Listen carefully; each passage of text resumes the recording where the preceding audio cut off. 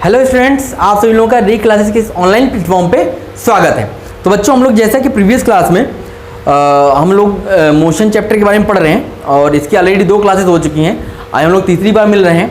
तो चलिए हम लोग आगे चलते हैं। पहली क्लास में हमने आपको टाइप्स ऑफ मोशन बताया था, जिसमें आपको मैंने बताया translational motion, rotational motion and vibrational motion. 3 type के मोशन होते हैं।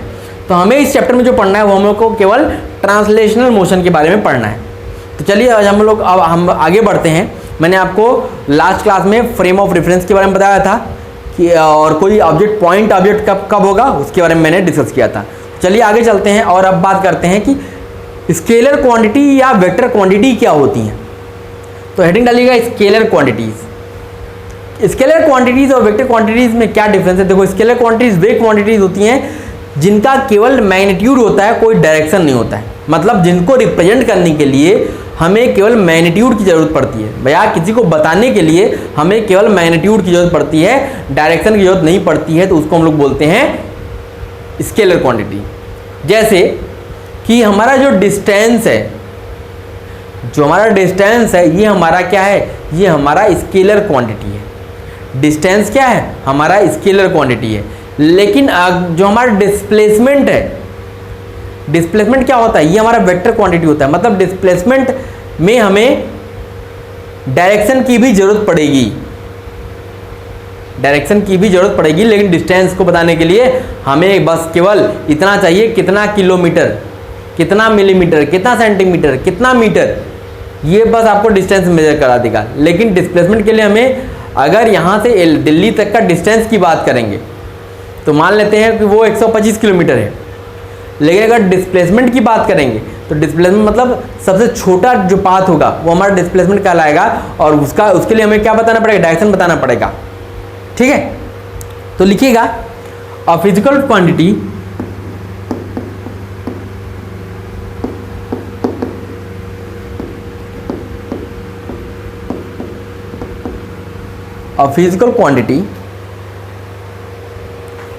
that is defined by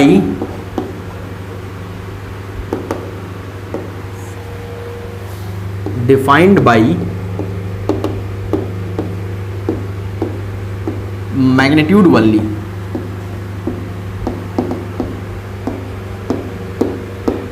That is defined by magnitude only is called a scalar quantity.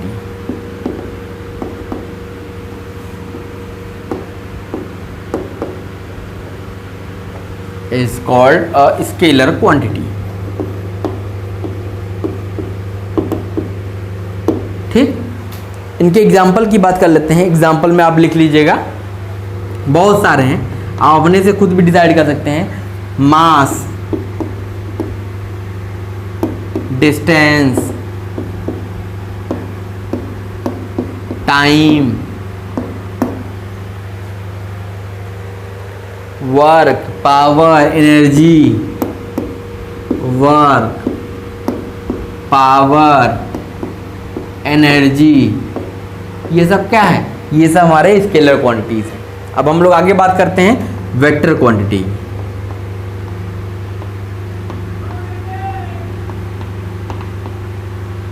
Vector quantity क्या होती हैं? कि a physical quantity that is defined by magnitude as well as direction. A physical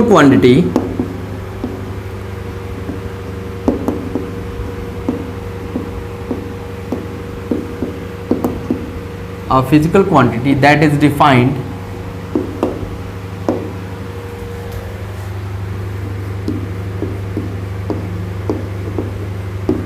by magnitude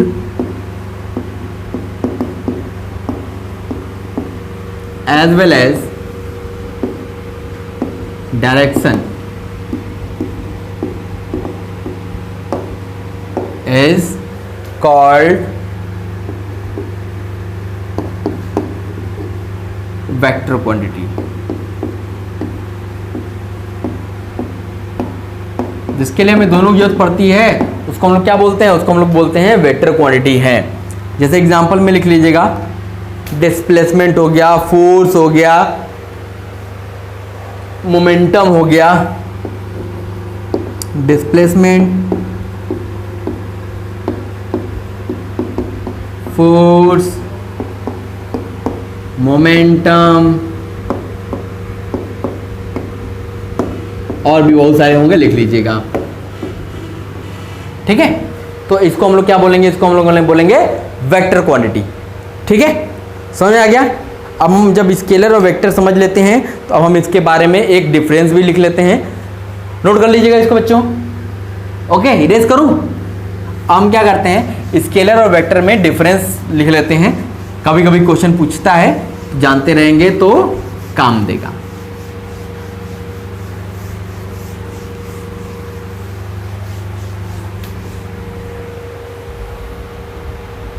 तो difference between, यहीं पर लिख लीजिए difference,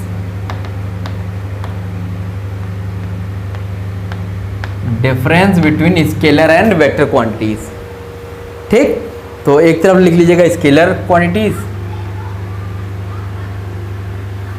और दूसरी तरफ वेक्टर क्वांटिटीज लिख लीजिएगा। ठीक है, चलिए तो डिफरेंस लिखते हैं। These are specified by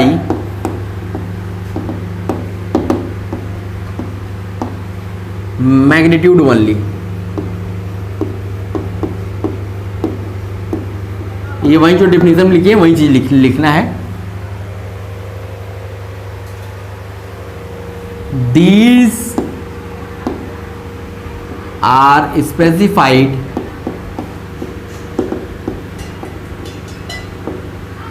by magnitude as well as direction, as well as direction। तो इसका मतलब इसको स्पेसिफाई करने के लिए आपको मैग्नीट्यूड और डायरेक्शन दोनों बताने पड़ेंगे। The quantities can change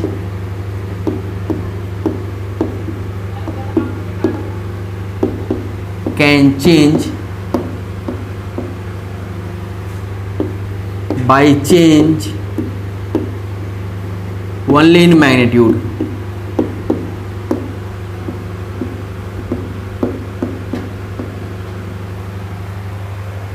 The quantities can change by change in magnitude only। आपको अगर क्वांटिटी को चेंज करना है तो आप मैग्नीट्यूड में चेंज कर दो, क्वांटिटी चेंज हो जाएगी। These can be changed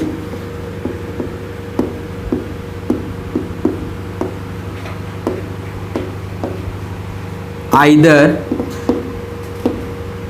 by change in magnitude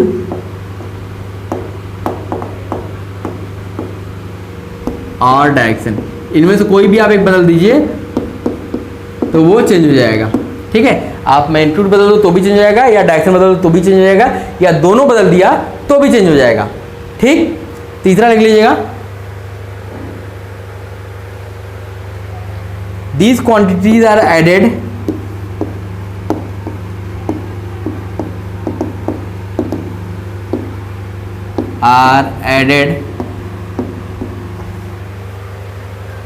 or subtracted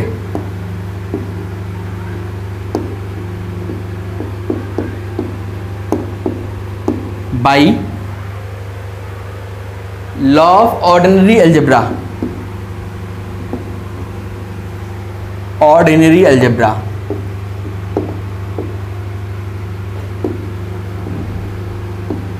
in quantities को आप ऐड करना है, सेपरेट करना है, तो नॉर्मल जो आपका अलजेब्रा का लॉ होता है उसके एक लॉन्ग आप चेंज कर सकते हो, ऐड कर सकते हो। लेकिन जब हम बात करेंगे वेक्टर की, These quantities are added or separated by the law of vector addition। ये आपको केवल वेक्टर एडिशन के द्वारा ऐड या सेपरेट होंगे। These quantities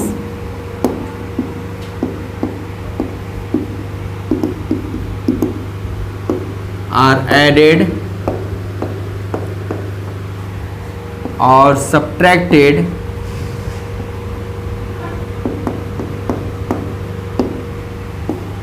only by the law of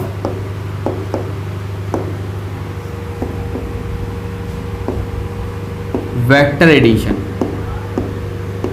अगर आपको ऐड करना है या सब्ट्रैक्ट भी करना है तो आपको वेक्टर एडिशन वाला कॉन्सेप्ट ही लगाना पड़ेगा। एडिशन करने के लिए भी यही लगेगा, सब्ट्रैक्शन करने के लिए भी यही लगेगा। तो आपको जो करना है इसी के अकॉर्डिंग हम लोग करेंगे। ये क्या था, ये कुछ डिफरेंसेस था जिसको आपको जानना जरूरी है, जानते रहिएगा। जब कभी पूछेगा तो आपको इसको एक्सप्लेन करना होगा। तो समझ में आ गया कि स्केलर और वेक्टर क्वांटिटीज में क्या होती है कि ये इनको स्पेसिफाई, इनको बताने के लिए केवल आपको मैग्नीट्यूड चाहिए, इनको बताने के लिए आपको मैग्नीट्यूड और डायरेक्शन दोनों चाहिए।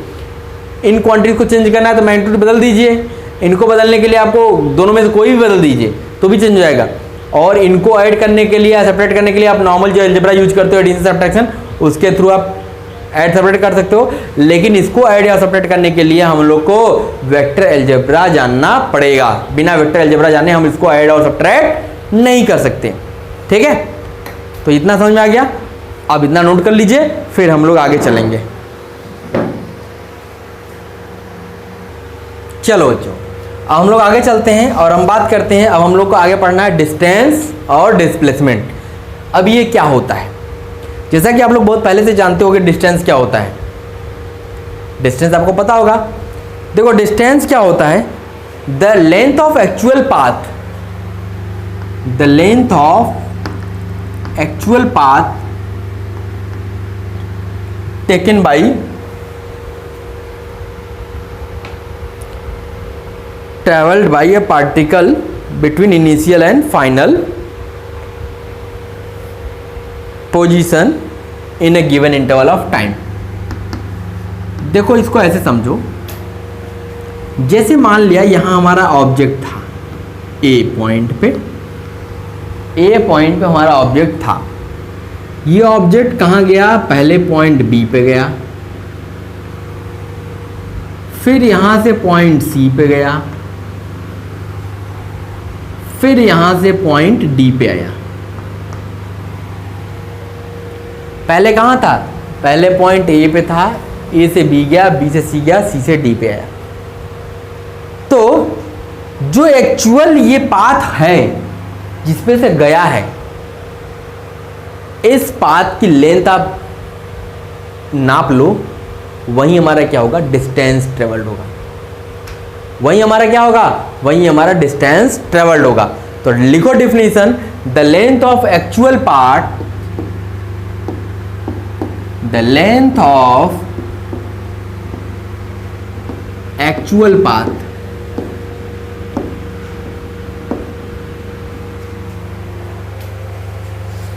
Travelled by a body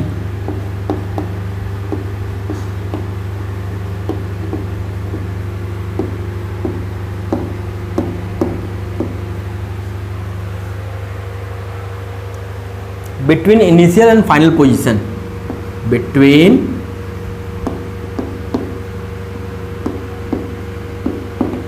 initial and final position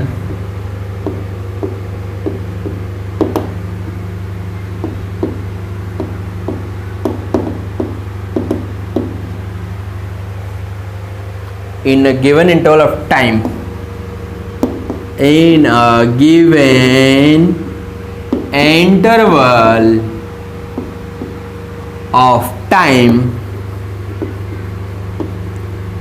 is called, क्या कहलाता है, डिस्टेंस। इसी को हम लोग क्या बोलते हैं, डिस्टेंस बोलते हैं। मतलब एक्चुअल जो पाथ है, पहले शुरू कहाँ से किया भाई, इनिशियल यहाँ पे है, फाइनल वहाँ पे, जो एक्चुअल पाथ चला उसी का टोटल डिस्टेंस आप लेंथ मेज़र कर लो, टोटल लेंथ मेज़र कर लो, वही हमारी लेंथ क्या होगी, वही हमारी लेंथ होगी डिस्टेंस की। ठीक है, अब देखो जो हमने डिस्टेंस पढ़ा, तो ये क्या होता है डिस्टेंस, देखो क्या क्या चीज़ें होती हैं, अब लिख देना है। It is a scalar quantity, it is a scalar quantity. ये क्या होती है, एक स्केलर क्वांटिटी होती है। मतलब इसको रिप्रेजेंट करने के लिए आपको क्या चाहिए, बस मैग्नीट्यूड ही चाहिए। दूसरा, it's SI unit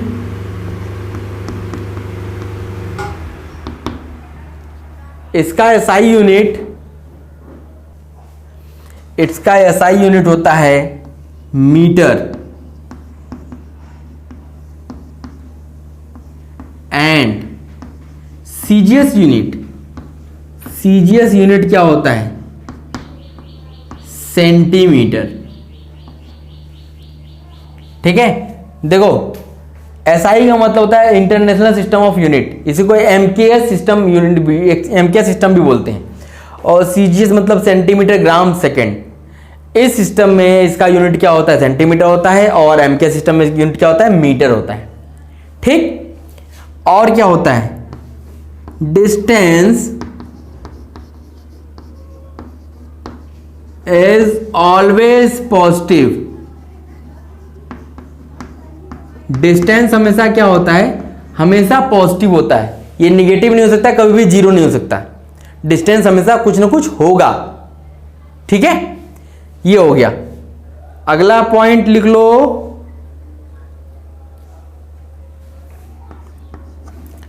distance travelled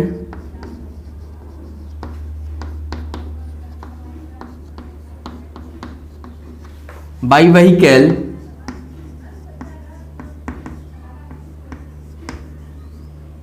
is measured by odometer। जो आपकी गाड़ी में डिस्टेंस ट्रेवल जो मेजर होता है, वो हर एक गाड़ी में क्या लगा होता है, ओडोमीटर लगा था, उसी वजह से वो डिस्टेंस मेजर कर पाता है। तो डिस्टेंस मेजरिंग डिवाइस क्या है, ओडोमीटर है। व्हीकल्स की बात हम लोग कर रहे हैं। ठीक है, तो ये हमारा क्या हो गया, ये हमारा डिस्टेंस हो गया। डिस्टेंस के बारे में मैंने सारी चीज बता दी कि यहां से जो डिस्टेंस ट्रेवल्ड होगा, यहां जो डिस्टेंस होगा वो क्या होगा, ए बी सी डी। इस पाथ की जो लेंथ होगी वही उसका डिस्टेंस ट्रेवल्ड होगा। मतलब एक्चुअल जो पाथ लेंथ है that will be called the distance travelled. अगर हम इसी में डिस्प्लेसमेंट की बात करेंगे तो अभी हम आपको बताते हैं डिस्प्लेसमेंट क्या होगा। इनिशियल पोजीशन और फाइनल पोजीशन को मिलाने वाली जो स्ट्रेट लाइन होती है, इसकी लेंथ जो होगी वही हमारी डिस्प्लेसमेंट होगी। ठीक है, तो इतना नोट कर लीजिए। फिर अगली हेडिंग डालिए डिस्प्लेसमेंट। नोट कर लिया, चलो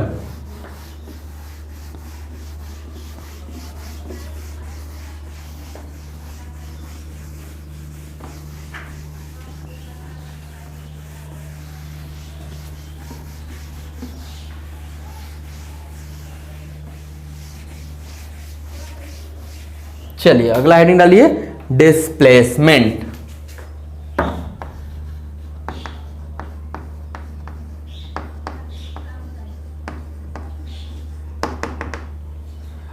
अब देखो ये डिस्प्लेसमेंट क्या होता है।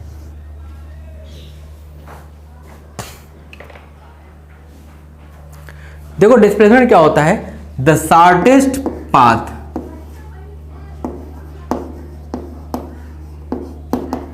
Shortest distance,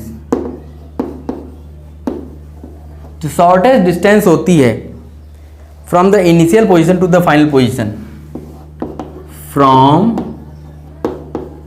the initial position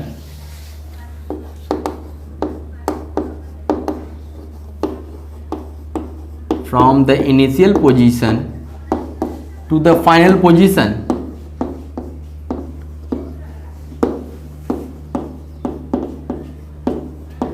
the shortest distance from the initial position to the final position of the body is known as displacement of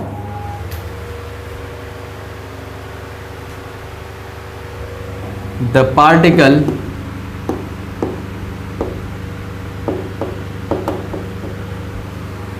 is known as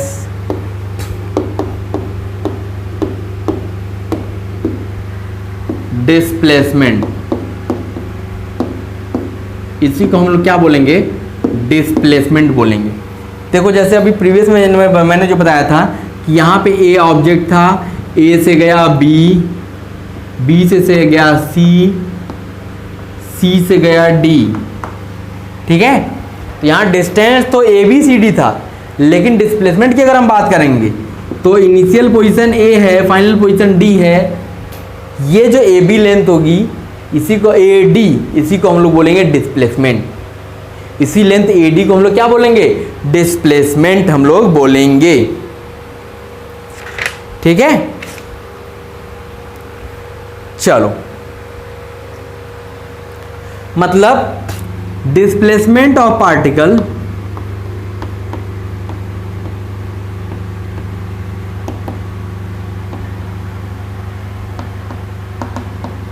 ये क्या होगा? Final position minus initial position. Final position minus initial position.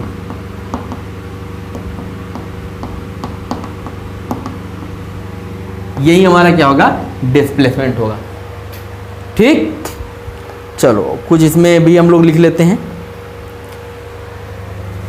देखो, displacement जो हमारा होता है, displacement जो होता है, it is a vector quantity.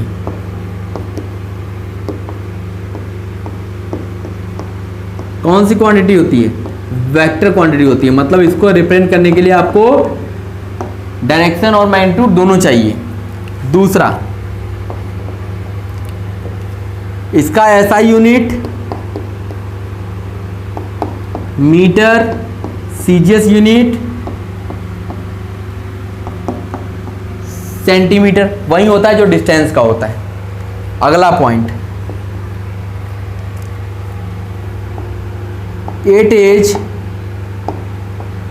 Positive,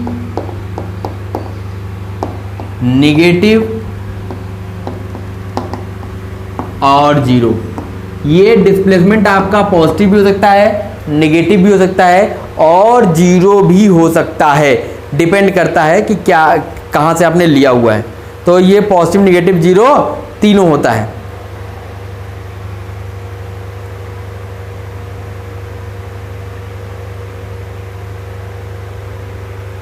ठीक, तो ये तीन चीज़ें आप लोग याद रखेंगे, ध्यान रखेंगे कि डिस्प्लेसमेंट और डिस्टेंस क्या होता है। डिस्प्लेसमेंट हमेशा वेक्टर क्वांटिटी होता है और ये पॉजिटिव भी हो सकता है, नेगेटिव भी हो सकता है और जीरो भी हो सकता है, लेकिन आपका डिस्टेंस कभी भी जीरो नहीं हो सकता है। ठीक, चलो ये नोट कर लिया, नोट कर लीजिए। फिर इसके बाद हम लोग इसके इन दोनों के बीच में डिफरेंस देख लेते हैं, क्या क्या डिफरेंस है। फिर उस पर बेस कुछ क्वेश्चंस लगाएंगे, फिर आगे बढ़ जाएंगे। ठीक है, चलो।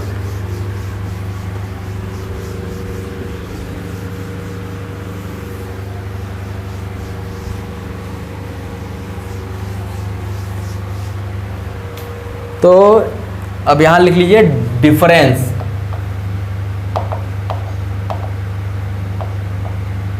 डिफरेंस बिटवीन डिस्टेंस और डिस्प्लेसमेंट। तो एक तरफ लिख लीजिए डिस्टेंस, दूसरी तरफ डिस्प्लेसमेंट। डिस्टेंस और दूसरी तरफ डिस्प्लेसमेंट।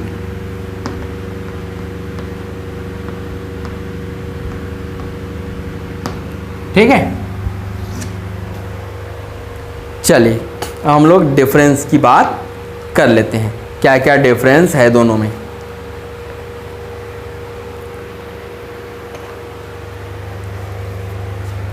देखो, पहला डिफरेंस है, it is the actual path length. It is the actual path length. ये क्या होता है? एक्चुअल जो पाथ की लेंथ होती है वही हमारा होता है डिस्टेंस। ये क्या होता है? शॉर्टेस्ट। ये क्या होता है? Shortest distance.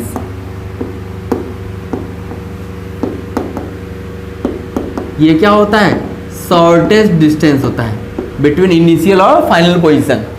ये क्या होता है? एक्चुअल पाथ लेंथ होता है, वो हमारा शॉर्टेस्ट डिस्टेंस होता है। ठीक, अगला दूसरा, it is a scalar quantity. ये क्या होता है? स्केलर होते हैं। ये क्या होते हैं? वेक्टर होते हैं। ये हमारे वेक्टर क्वांटिटीज होती हैं।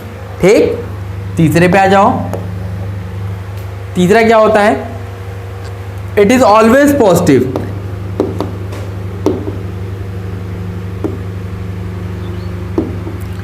ये हमेशा पॉजिटिव होते हैं। और ये क्या हो सकते हैं? ये it can be negative, positive और zero. It can be negative, positive और जीरो। ये आपके निगेटिव भी हो सकते हैं, पॉजिटिव हो सकते हैं और जीरो भी हो सकते हैं। अगला चलिए,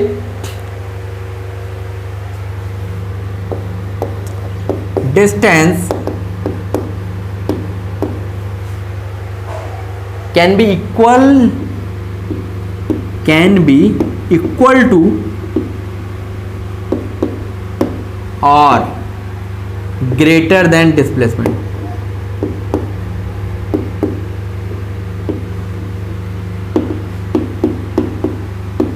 इसकी वैल्यू, डिस्टेंस की वैल्यू हमेशा या तो डिस्टेंस से बड़ी होगी या डिस्प्लेसमेंट से बड़ी होगी या उसके बराबर होगी। ये क्या हो जाएगा? डिस्प्लेसमेंट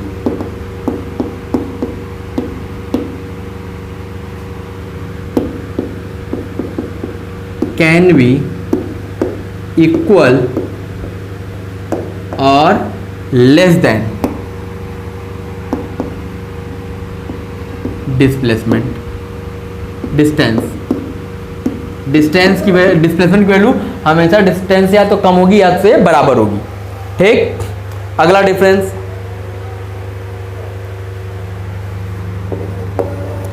डिस्टेंस ट्रेवल्ड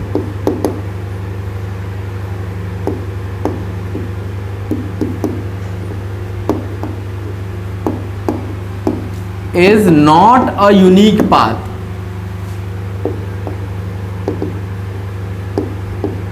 ये यूनिक पाथ नहीं होता है between two points.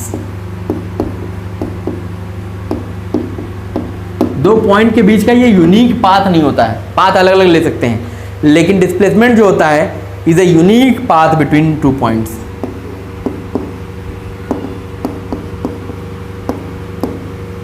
Displacement is a unique path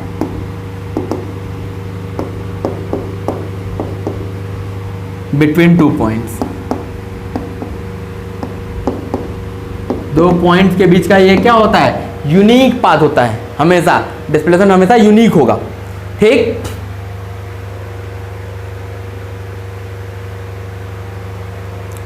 इतना नोट कर लो, फिर हम इसी में दो इरेज करके अभी और बताते हैं। नोट कर लिया? 5 मैं बताया हूं, अभी 1-2 पॉइंट और बताऊंगा। नोट कर लो इसको। ओके, इरेज करूं? चलो, 4-5 हो गया है। 2 और बताता हूं। डिफरेंस काफी इंपॉर्टेंट है, इसको आप लोग को ध्यान रखना है। चलिए अगला लिखिए 6 पॉइंट। 6 पॉइंट क्या होगा? Distance between 2 point gives distance between 2 points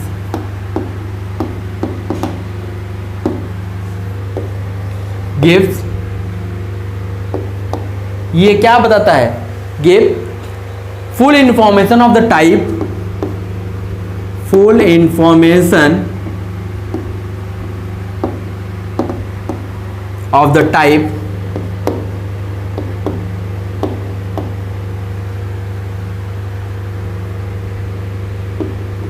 of path followed. ये क्या बताता है? डिस्टेंस जो होता है 2 पॉइंट के बीच में, ये फुल इंफॉर्मेशन देता है कि किस टाइप का पाथ फॉलो हुआ है by the body.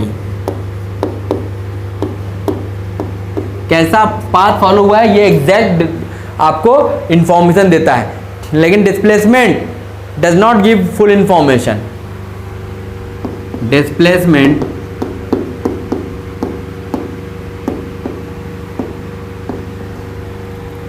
between 2 points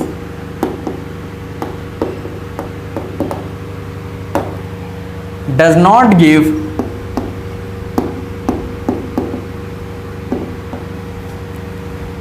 full information about path.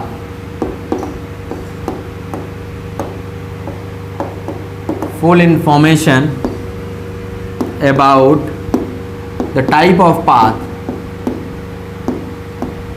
Type of path followed. जो पाथ फॉलो हुआ है उसके एग्जैक्ट टाइप के एग्जैक्ट पाथ के बारे में नहीं बताता है. लास्ट लिख लीजिएगा. Distance never decreases with time. Distance never decreases with time. Distance कभी भी टाइम के रिस्पेक्ट में डिक्रीज नहीं करेगा. For a moving body, for a moving body, ये कभी भी डिक्रीज नहीं करेगा. It is never zero. ये कभी जीरो नहीं हो सकता. It is never zero. ये कभी भी जीरो नहीं हो सकता. डिस्टेंस, ठीक. Displacement can decrease with time. Displacement can decrease with time.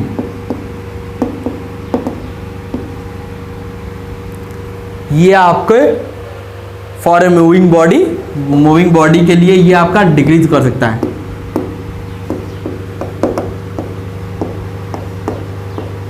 और इट कैन बी जीरो. ये आपका जीरो भी हो सकता है. जैसे मैंने आपको पहले ही बता दिया कि डिस्प्लेसमेंट जो होता है निगेटिव भी हो सकता है, जीरो भी हो सकता है और पॉजिटिव भी हो सकता है. लेकिन डिस्टेंस हमेशा पॉजिटिव होगा. कभी भी अगर टाइम बढ़ रहा है तो डिस्टेंस जरूर बढ़ेगी, कभी डिक्रीज नहीं करेगी. तो ये हमारा क्या था, ये हमारा डिफरेंस था जो कि काफ़ी इंपॉर्टेंट होता है, काफ़ी पूछा जाता है, इसलिए इसको हम लोग याद रखेंगे. ठीक है. तो बच्चों आज की क्लास में बस इतना ही. फिर अगली क्लास में हम लोग मिलेंगे तो इस पे बेस्ड कुछ क्वेश्चंस लगाएंगे और फिर हम लोग यूनिफॉर्म मोशन और नॉन यूनिफॉर्म मोशन की बात करेंगे. ठीक है. तो आप लोग पढ़ाई करते रहिए. Okay, thank you.